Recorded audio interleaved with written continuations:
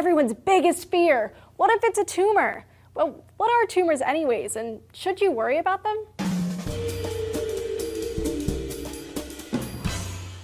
Hey guys, Julia here for D News. Most people, when they hear the word tumor, think cancer, but that's not always the case. There are a lot of different types of tumors, or neoplasms as they're called by medical professionals. The two main types, benign, which means it stays as it is and doesn't change, and malignant, which signals something bad like cancer, which means it can spread. There's a lot of tumor terminology. Names of tumors most often come from where they grow. Like adenomas come from epithelial tissue, which is a thin layer or membrane that surrounds your organs. Fibroids grow on fibrous or connective tissues. Fibrom durum, hard fibroma, is a common type. They're those skin tags you get on your neck or armpit or elsewhere. Hemangiomas are more like those strawberry birthmarks. They're just a collection of too many blood cells in one place. These are often temporary and last just a few years in childhood. Those are just the benign tumors. Carcinomas are cancerous tumors found in epithelial cells. Sarcomas start off in connective tissue such as cartilage and bones. Leukemia originates in the marrow and generally matures in the blood or lymph nodes, and blastomas form from embryonic tissues. While they all go by different names, many tumors come from an overgrowth of tissues, maybe caused by a mistake in DNA. DNA might be damaged from radiation, tobacco smoke, or other environmental agents, or maybe it's just a stroke of bad luck.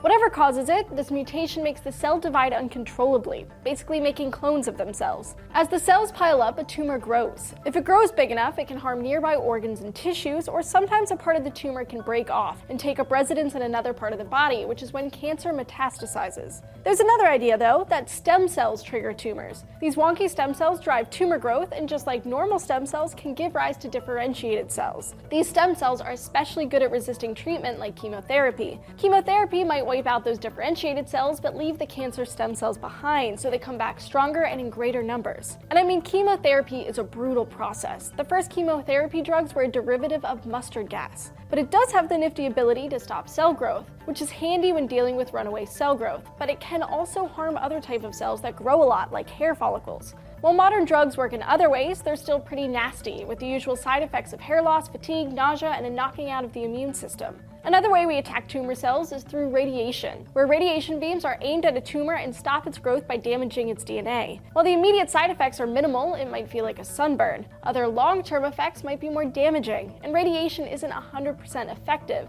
Some tumor cells could get left behind, which is a problem with surgery too. And some of these treatments are nasty and painful and seem to leave the job unfinished. So why haven't we come up with anything better? Well, there have been some cool new ideas put forward recently.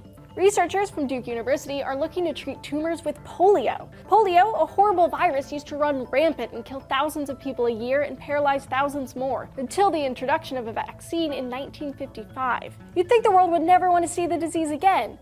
Yet, over the past few decades, scientists have re-engineered the virus, which seems to knock out a brain tumor's defenses, allowing the patient's immune system to finish the job. Whoa! Give the diseases diseases! Another new idea might make surgery a little easier. Some researchers from the Fred Hutchinson Cancer Center in Seattle propose injecting people with scorpion venom. Right? Sounds crazy, I know, but bear with me here. The venom is injected into the patient's bloodstream, crosses the blood-brain barrier, and makes its way into the brain tumor. Tumor paint, as it's appropriately called, consists of two parts. Scorpion venom has to find its way to the brain of its prey to paralyze it. Turns out that same compound binds really well to the surface of brain tumor cells. The other part of tumor paint lights up under fluorescent light. This could be huge. That way brain surgeons can see the tumor literally glowing and see where the tumor stops and the healthy brain tissue starts. But with any kind of new experimental treatment, it's best to be cautious, very cautious. We hear the term cure for cancer in the news a lot, and sometimes we never hear another word about those treatments again. And it's okay to be optimistic and skeptical at the same time. And remember, say it with me now, more research is needed.